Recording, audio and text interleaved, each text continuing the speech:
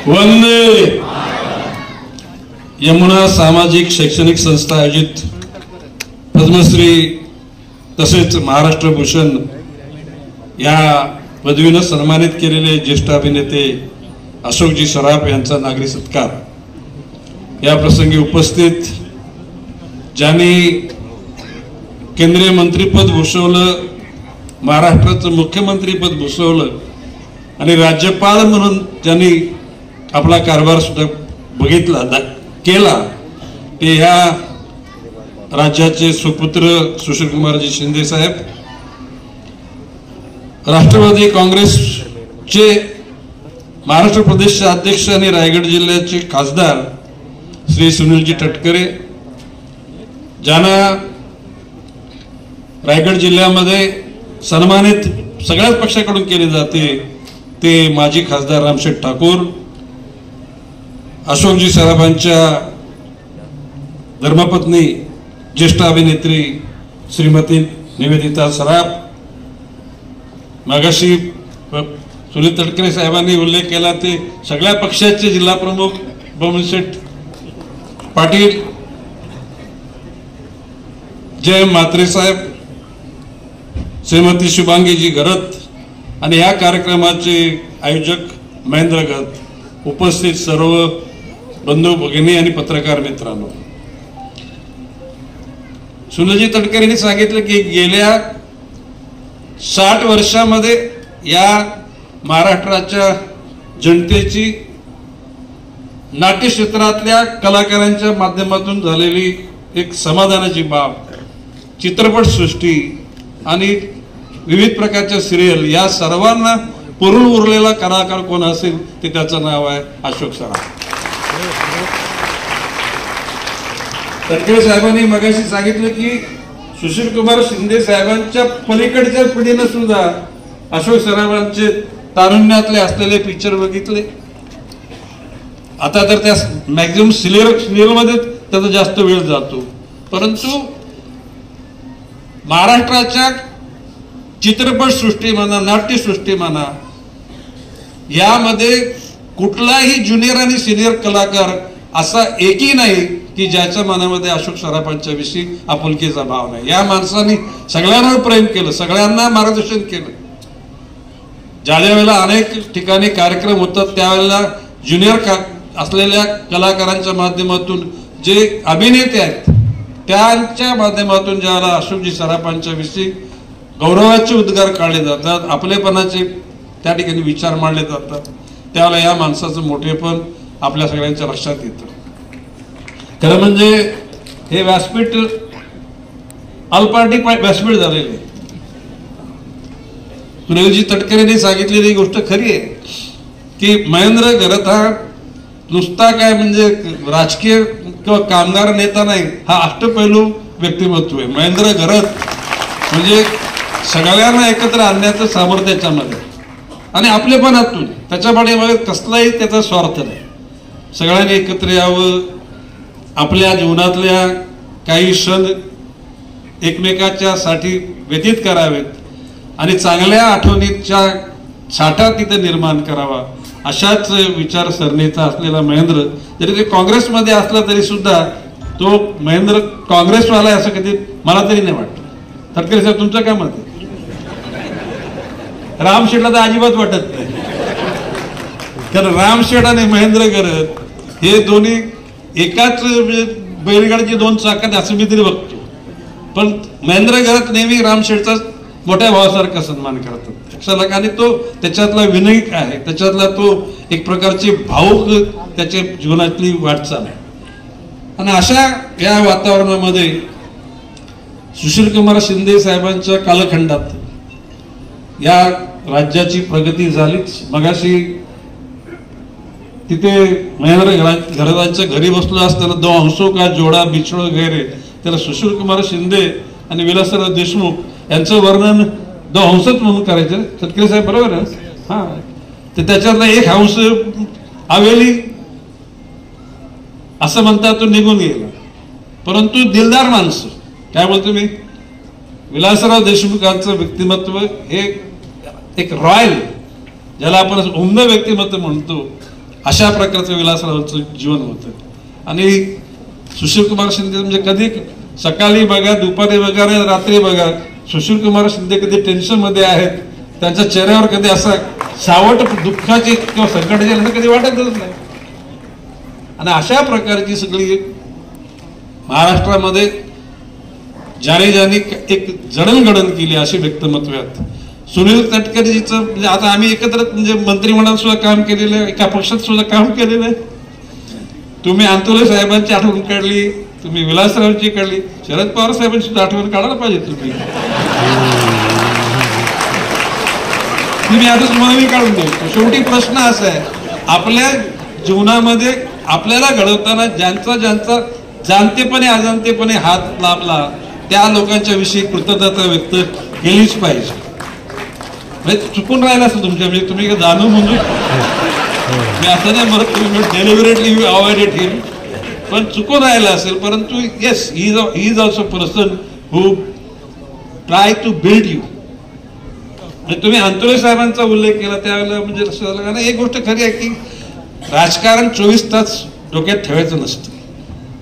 रामशेठने माझा उल्लेख केला त्या बाबतीमध्ये की जीवनामध्ये वाटचाल करताना माणसानं चेहरा आनंदित दाखवायचा नसतो, तो मनातून आनंद असला पाहिजे. ज्या लोकांच्या मनामधून आनंद असतो इट्स रिफ्लेक्ट ऑन फेस, तुमच्या चेहऱ्यावर तो दिसतो. खोटं हसणं पण दिसतं आणि खरं हसणं पण दिसतं. सुदैवानं इथली जी लोक तटकरे साहेबांनी सांगितलं आमचा सकाळचा काय तारुण्याचा कधी रोल असतो, कधी दुपारी तरुण तुमच्या लहानपणाचा असतो. एक गोष्ट खरी राजकारणामध्ये, परंतु चिमटे काढायचे असतात, जखमा करायच्या नसतात. दुर्दैवानं काही लोकांना ते भान राहत नाही, ते जखमा करून दुसऱ्याचं आयुष्य उद्ध्वस्त करायचा प्रयत्न करतात. शेवटी प्रश्न असा की शेवटी हे जीवन संपणारच आहे.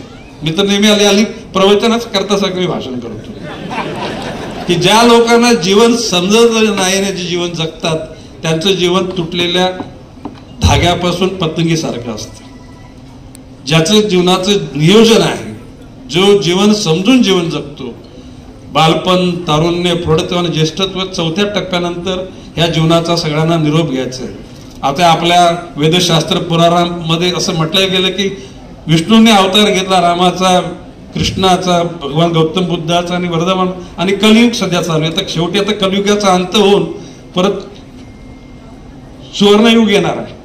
आता त्या येणाऱ्या ते वेदशास्त्र आपण काही वाचलेले नाहीत, परंतु ज्या साधू संतांनी सांगितलेल्या गोष्टी सांगतो की जी माणसं दुसऱ्याचे हक्क मारतात, खोट्या पद्धतीनं दुसऱ्याला बदनाम करतात, त्या लोकांच्या आयुष्यामध्ये चांगले दिवस येत नाहीत. जी लोक निर्भयतेने वागतात पण खऱ्या अर्थानं आयुष्यात स्वप्नात सुद्धा दुसऱ्याच्या वाईटाचा विचार करत नाहीत, त्यांच्या चेहऱ्यावर तर तेच कोणी थांबवू शकत नाही. ते कायम असं तेजस्वी असतं. आता सुशीलकुमार शिंदे साहेबांना सुद्धा 85 वर्ष झाली. पहिल्यांदा आम्ही भेटलो, म्हणजे प्रश्न असं की त्यांचा जर चेहरा बघितला तर कोणी समजू शकणार, बोलू शकणार नाही. आता अशोकजी सराफांना तुम्ही 100 वर्ष, येस आता तुम्ही 100 वर्ष तुमचे होईल ना, त्याला आम्ही सगळे पाहिजे त्यावेळेला व्यासपीठावर. रामशेठ राहायचं ना एकूणच, आणि ते महेंद्रच करेल परत, तो कार्यक्रम सुद्धा महेंद्रच करेल. एकूण अशा एका अष्टपैलू व्यक्तिमत्व असलेला कलाकार, ज्याची कला सुद्धा म्हणजे दिशानं, म्हणजे अशोक सराफांनी भूमिका न केली अशी व्यक्तिरेखा तुम्ही सांगा. आणि महाराष्ट्रातल्या नाट्यसृष्टीतले, चित्रपट सृष्टीतले जे जुने जाणते कलाकार, नवीन कलाकार, ज्यांनी अशोक सराफांबरोबर काम नाही केलं असा एक माणूस सांगा. He was centre point. आणि अशा प्रकारचं तुमचं सेंटर पॉइंट कायम राहावं, कायम हसत खेळत राहा. आता सुदैवानं अतिशय सुविध धर्मपत्नी तुमच्या सगळ्या बाबतीत तुम्हाला म्हणजे सखी, सहचरणी, जे जे काय म्हणजे विश्वसना करायची सगळे तिथं आहे. आणि she used to take care of you. काळजी सगळ्या पत्नी सगळ्यांना असतात हो, परंतु काळजी घेणारी पत्नी ते सगळ्यांना नाही लागतं. आणि अशा प्रकारचं तुमचं जीवन हे अतिशय सुंदर चाललेलं, हे पुन्हा असं हसत खेळत जीवन पुढे जात राहू ही सदिच्छा. जय हिंद, जय महाराष्ट्र. अध्यक्ष आमचे मित्र श्रीयुत रामशेठ ठाकूरजी, ज्यांचा आज सत्कार आहे,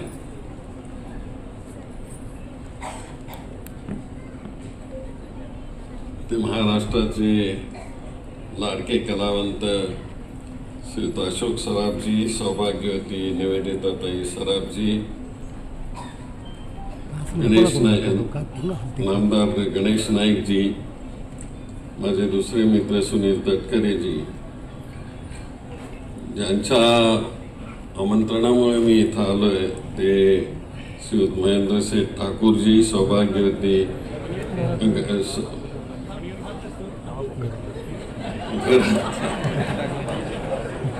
घरात सौभाग्यवती शुभांगीताई गरजजी, संस्थेचे सर्व पदाधिकारी. आता ते सगळ्या शेठ लोकांमध्ये फिरतात म्हणून घरात सोडून मी शेठच म्हणतो. ते आता ते खरे शेठ ते म्हणतात ते आहेच ते शेठ, म्हणजे आपण म्हणायला हरकत नाही. असो, आज अशोक सराफजींचा इथं सत्कार आपण आपल्या संस्थेतर्फे इथं आयोजित केला आणि मला आमंत्रण केलं. मी हा सगळा परिसर 1974 पासून, मी मंत्रिमंडळामध्ये आल्यापासून इथं काहीच नव्हतं तेव्हापासून इथला हा प्रदेश बघतोय. माझ्या डोळ्यासमोर हा सगळा प्रदेश वाढला आणि बघता बघता इथे एवढ्या मोठ्या इमारती झाल्या, संस्था उभ्या राहिल्या आणि इथला गरीब माणूस देखील प्रचंड श्रीमंत झाला, यामध्ये कुठल्याही प्रकारची शंका नाही. आणि हे नुसतं असं श्रीमंत झाला नाही, त्याच्याकरता लढा दिला आणि त्या लढ्यामध्ये मला DB पाटलांचं नाव घेतलं पाहिजे.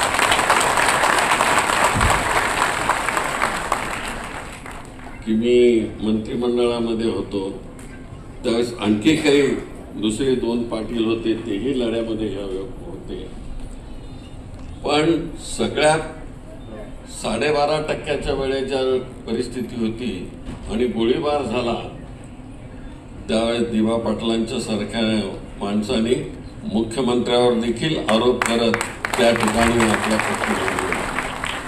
त्यामुळे इथल्या भूमिपुत्रांना आज जे सगळे हे दिवस दिसत आहेत, ज्या सगळ्यांनी इथं मदत केली त्यांना सगळ्या अभिवादन तुम्ही केलं पाहिजे. आम्ही तर करतोच.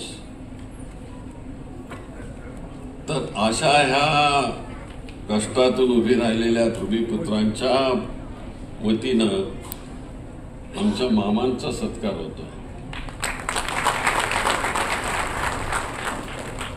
मामा म्हणजे महाराष्ट्राचं हृदय आहे. ते हसवतात, कधी कधी नेहमी हसवत असतात, पण कधी कधी रडवतात तिथे. आता आजच टेलिव्हिजनवर एक पिक्चर लागला होता, हसवा फसवी.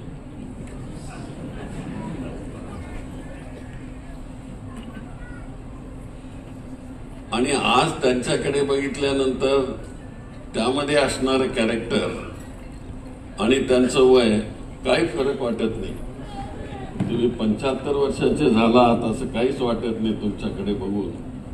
तुम्हाला परमेश्वराने खूप उदंड आयुष्य द्यावं अशा प्रकारची मी प्रार्थना करतो की महाराष्ट्राला अशा प्रकारचं एक नेतृत्व, सिनेमातलं नेतृत्व मिळावं आणि ते सगळ्यांना आपल्या बोटावर नाचवावं अशा प्रकारचं कर्तृत्ववान नेतृत्व आम्हाला मिळालं. पूर्वीच्या काळी खूप लोक होते, पण आजच्या ह्या काळामध्ये अशोक सराफांच्या सारखा एक अभिनय प्राप्त अशा प्रकारचा ऍक्टर आम्हाला मिळाला आणि तो सतत हसवत राहतो. आणि हसवत असताना दुसऱ्या कलाकारांना देखील पुढे नेण्याचा प्रयत्न करत असतो. आज त्यांचे जोडीदार लक्ष्मीकांत बेर्डे आज त्यांची आठवण झाल्याशिवाय राहत नाही. कारण त्यांच्याबरोबर ती जोडी काय होती ते ठरवून बोलायचे का न ठरवून बोलायचे कळत नसत, पण ते अतिशय बेसुमार अशा प्रकारचं हसून टाकायचे. निवेदिताताई त्यांच्या जीवनामध्ये आल्या आणि तेही नाटकामध्ये काम करतायत, सिरियलमध्ये काम करतायत आणि आज त्यांचाही सत्कार इथं झाला. महेंद्र शेठ, तुम्हाला मनापासून मी धन्यवाद देतो की अशा कलाकारांना बोलून त्यांच्या कलेला तुम्ही प्रणाम करत आहात आणि सन्मान देत आहात. ही तुम्हा सगळ्यांच्या पनवेलकर म्हणावं की तुम्हाला रायगडकर म्हणावं, उलवा नोडवाले म्हणतात चंद्रकांत महेंद्र शेठ. तर हे अभिमानाची गोष्ट आहे की असं शोधून एखादं नेतृत्व काढावं आणि त्यांचा दोघांचा सत्कार आज इथं करावा, यालाही खूप मोठं महत्व आहे. आज त्यांच्या सत्काराबरोबर रामशेठ ठाकूरांचा सत्कार, नायकांचा सत्कार आणि सुनील तटकरेंचा सत्कार हाही माझ्या हस्ते करण्यात आला. तुम्हालाही मी उदंड आयुष्य लाभो अशा प्रकारचा, आणि काय सांगता येत नाही कोण कुठल्या पार्टीमध्ये उद्या जाईल. आम्ही आपले टिकून धरणारे लोक आहोत.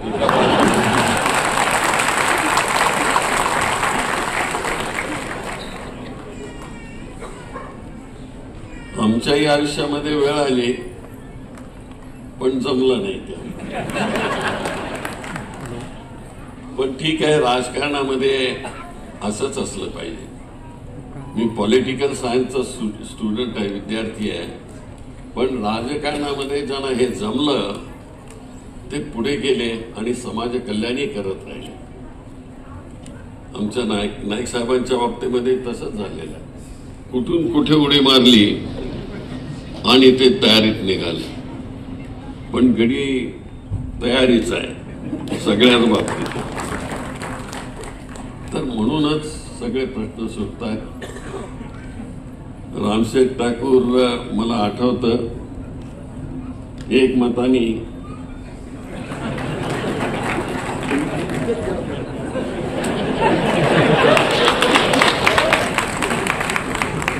मी त्याचा पूर्ण साक्षीदार आहे. तर असे हे सगळे कलाकार मंडळी आहेत आणि ह्या ज्येष्ठ कलाकारांचा सत्कार होतोय. आता त्यांच्यातली कला किती शोधावी.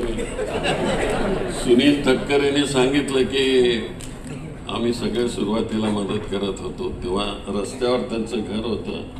त्यावेळेस आम्ही हमकून मी कोकणात चाललो की त्यांच्या घरी मी आणि विलासराव थांबत असतो. आता ते रस्त्यावरचं घर नाही, तुम्ही सुतारवाडीला गेला आणि माझंही थोडं तिथं घर आहे थोडंसं. आता त्यांनी सांगितलं की माझी सासरवाडी रोयाची आहे म्हणून, पण कुणाला माहिती नाही. माहिती असतं तर ते त्यावेळेस माहिती झालं असतं तर काय काय झालं असतं माहिती नाही.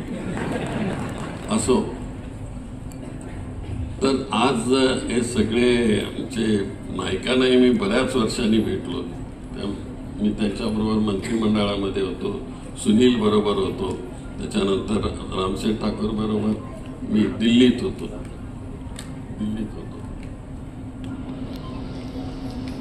पण या सगळ्यांना बरोबर ठेवण्याची वृत्ती महेंद्र शेठ, मी माझी मुलगी आणि प्रणिती शिंदे महेंद्र शेठच्या बरोबर असते.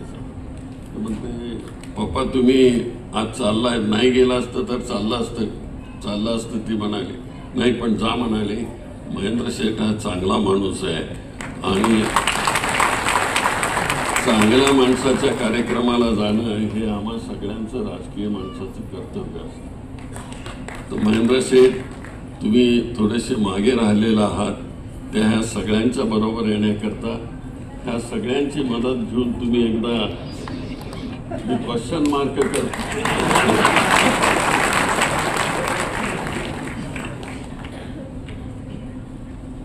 आज आपण आपल्या आनंदाचा दिवस, ज्याने महाराष्ट्राला आपल्या हास्यातून आनंद दिला, त्याच्या ह्या आनंदाच्या क्षणाच्या ठिकाणी आम्ही सगळे आनंदी होऊन जातो आहोत.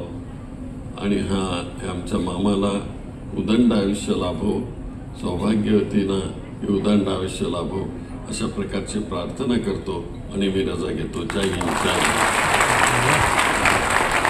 हिंद.